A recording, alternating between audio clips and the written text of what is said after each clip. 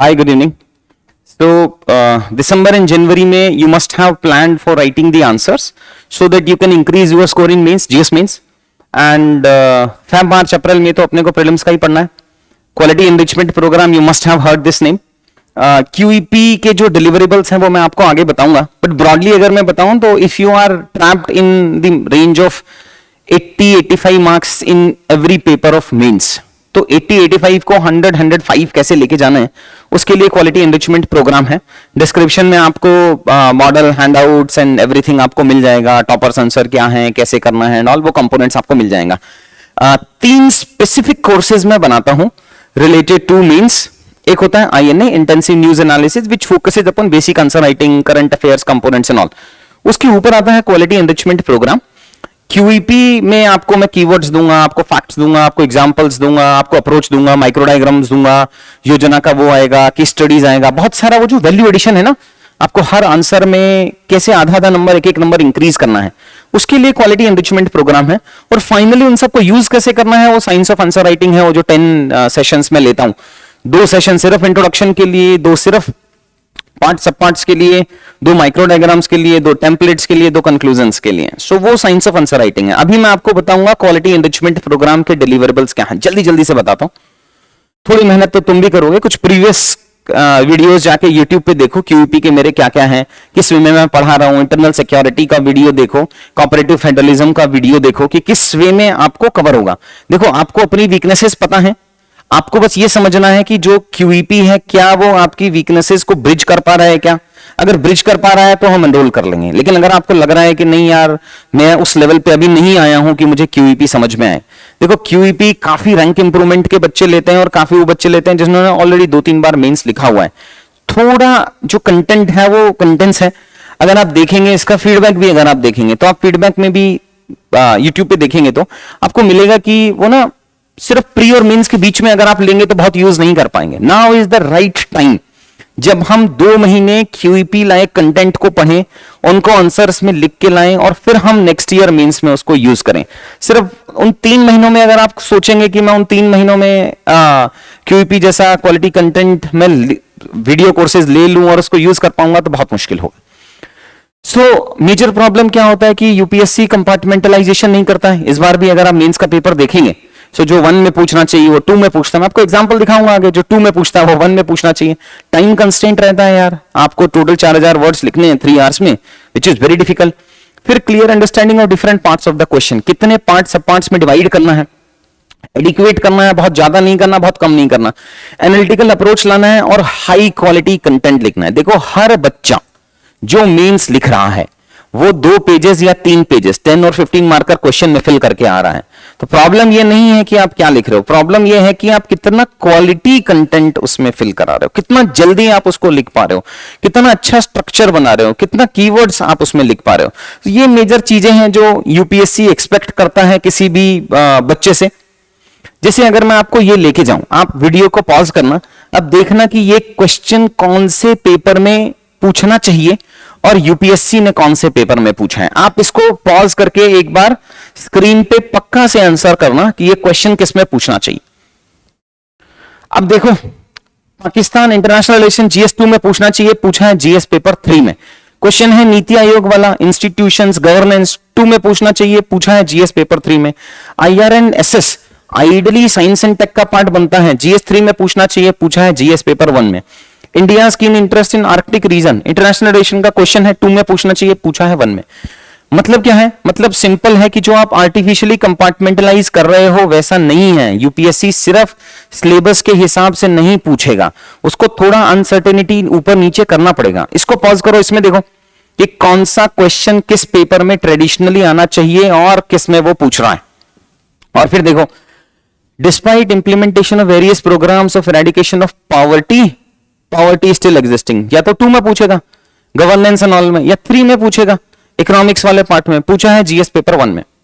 तो आप देखेंगे कि UPSC आर्टिफिशियली कंपार्टमेंटलाइज नहीं कर रहा है. फिर इसीलिए थीम बेस्ड प्रोग्राम है क्वालिटी एनरिचमेंट प्रोग्राम. थोड़ा मेहनत करना पड़ेगा आपको. प्लेट में बैठ के तो ये देखो UPSC का पेपर पास होगा नहीं. थोड़े एफर्ट डालो, प्रीवियस जो मैंने थीम्स लिए हैं उनको देखो, उनको समझो, उनके हैंडआउट्स डाउनलोड करो, एग्जिस्टिंग नोट्स के साथ में कोलैबोरेट करो, समझो कि क्या वो ब्रिज हो रहा है, क्या किस किस थीम से कितना कितना क्वेश्चन आता है। हर थीम में मैं प्रीवियस ईयर क्वेश्चंस पढ़ाऊंगा आपको, प्रीवियस ईयर में उस थीम से कितने क्वेश्चन आए हैं, कौन कौन से फ्यूचर के एक्सपेक्टेड क्वेश्चन हैं। देखो अगर हमने प्रीवियस ईयर क्वेश्चन नहीं देखा तो फिर अनलिमिटेड है ये स्टडी। हमें समझना पड़ेगा कि कैसे इंटरनल सिक्योरिटी में किन थीम्स पे क्वेश्चन आ रहा है। क्या आपको मनी लॉन्ड्रिंग पढ़ना है या नहीं पढ़ना है, क्या आपको नक्सलिज्म पढ़ना है नहीं पढ़ना है। अगर आप प्रीवियस बैचेस के जो इस बार मींस के जो क्यूईपी के बच्चे थे, अगर आप देखेंगे स्ट्रेट अवे क्वेश्चन है, मैरीटाइम सिक्योरिटी एक्सपेक्ट किया था, पढ़ाया था, सीधा क्वेश्चन आया। नक्सलिज्म एक्सपेक्ट किया था, सेम क्वेश्चन पढ़ाया था, सीधा क्वेश्चन आया। बहुत सारे क्वेश्चंस आपको सीधे मिल जाएंगे बिकॉज वो आपने एनालाइज कर लिया है कि अच्छा इस थीम में इस तरीके का क्वेश्चन आ रहा है तो नेक्स्ट ईयर इस तरीके का आएगा। तो लास्ट 10 ईयर्स के जो क्वेश्चन है, जब से चेंज हुआ है पैटर्न, किस तरीके का क्वेश्चन हम यूपीएससी पूछ रहा है और किस तरीके का नेक्स्ट एक्सपेक्ट कर रहा है। जो नेक्स्ट एक्सपेक्टेड होगा उसमें आपको model answers, toppers answers and all discussion in the class वो सब मिलेगा। तो ये 15 थीम है, जो 15 थीम हम क्लास में कवर कराएंगे। General state of economy, agriculture. देखो ये जो कुछ थीम है ना, उसमें से 4 क्वेश्चन आते हैं, मिनिमम 40, 45, 50 मार्क्स के क्वेश्चन है। Agriculture very easy to predict, कौन कौन से क्वेश्चन है। इंटरनल सिक्योरिटी वेरी इजी, ये गुड गवर्नेंस वाले क्वेश्चंस भी अपन प्रेडिक्ट कर सकते हैं क्योंकि गवर्नेंस में तो बहुत कुछ कंपोनेंट आ जाता है जीएस पेपर 2 का। फिर एक क्वेश्चन एजुकेशन हेल्थ, कभी एसए में आ जाएगा, taxation, infrastructure for example that we have. ये सारे वो थीम्स हैं जिससे हम क्वेश्चंस प्रेडिक्ट भी कर सकते हैं। अब जो मींस 2022 में क्वेश्चंस आए थे वो हैं, कौन सा क्वेश्चन आया था, कौन सा थीम से था, स्ट्रेट अवे 10 मार्कर है, 15 मार्कर है, कौन सा जीएस 1 में था, 2 में था, etcetera and all this thing. So lot of questions are there. मोटा मोटी अगर हम समझे तो 20-22-25% के आसपास में जीएस में था, प्लस आप एसए में यूज कर सकते हैं एंड ऑप्शनल के पेपर 2 में काफी मेजरली आप इकोनॉमिक्स ले लो, पब्लिक एडमिनिस्ट्रेशन ले लो, सोशल ले लो, उन सब में स्ट्रेट अवे क्वेश्चंस आपका यूज हो पाएंगे। ये ब्रॉडली डिलीवरेबल्स हैं। केस स्टडीज मिलेंगी at local level, at state level और नेशनल लेवल और as well as at international level. Keywords मिलेंगे आपको, थीम वाइज मैं दिखाता हूं, फैक्ट्स मिलेंगे, माइंड मैप्स मिलेंगे, एक्रोनिम्स मिलेंगे आपको, डेफिनेशंस मिलेंगी, स्पीचेस मिलेंगी, etcetera. Previous year question trends मिलेंगे, योजना मिलेंगे, इकोनॉमिक सर्वे, मतलब जो भी आपके आंसर को एनरिच करने के लिए चाहिए वो आपको क्यूईपी में मिल जाएगा। मेरा एक्सपेक्टेशन ये रहता है बच्चे से कि आपका बेस थोड़ा तैयार है, उस बेस को ऊपर ले जाने के लिए जो चाहिए वो क्यूईपी आपको प्रोवाइड करा देगा। ये शेड्यूल है यार, बैच स्टार्ट अपन कर रहे हैं 20th of दिसंबर से। जनरल स्टेट ऑफ इकोनॉमी का फर्स्ट थीम लूंगा मैं, आपको समझाऊंगा कि क्या चल रहा है इकोनॉमी में, कौन से क्वेश्चन आए, कौन से नहीं आए हैं। सो ये 5 थीम्स हम अभी कवर कराएंगे एट प्रेजेंट। बाकी जो थीम्स जो अभी बैच चल रहा था मेरा, उसकी कुछ रिकॉर्डेड क्लासेस देखने का ऑप्शन है। अगर आपको देखना है ये तो नहीं है तो पोस्ट प्रीलिम्स ये क्लासेस वापस से ऑफलाइन होंगी तो आप वो देख सकते हैं। मतलब कि you need to decide after watching these 5 themes. जो ब्रॉड थीम्स अगर आप देखेंगे तो हर थीम से अगर जनरल स्टेट ऑफ इकोनॉमी में मिनिमम 2-3 क्वेश्चंस आते ही आते हैं, गुड गवर्नेंस वाले पे मिनिमम 3-4 क्वेश्चंस आते हैं। So after these 5 themes if you want to watch, अभी जो एक क्यूईपी का बैच चल रहा है उसकी क्लासेस देख सकते हैं आप, हम पैरेलल आपको इसका एक्सेस दे देंगे। डाउट्स होगा तो आप मेरे से पूछ सकते हैं कभी भी, क्वेश्चन जो आप आंसर लिखेंगे वो मुझे शो कर सकते हैं। और अगर आपको ये नहीं देखना है रिकॉर्डेड क्लासेस तो पोस्ट प्रीलिम्स जब 2023 मेंस का बैच आएगा प्रीलिम्स के बाद, वो वाली क्लासेस आप ऑफलाइन में आके अटेंड कर सकते हैं along with the remaining classes जो ये चलेगा। थोड़ा एग्जांपल बता देता हूं कि कैसे कैसे हेल्प कर पाएगा वो। ये क्वेश्चन था, ये मैंने इस CSC 2022 से उठाया है। नक्सलिज्म है social economic development issue manifesting in violent internal security threat.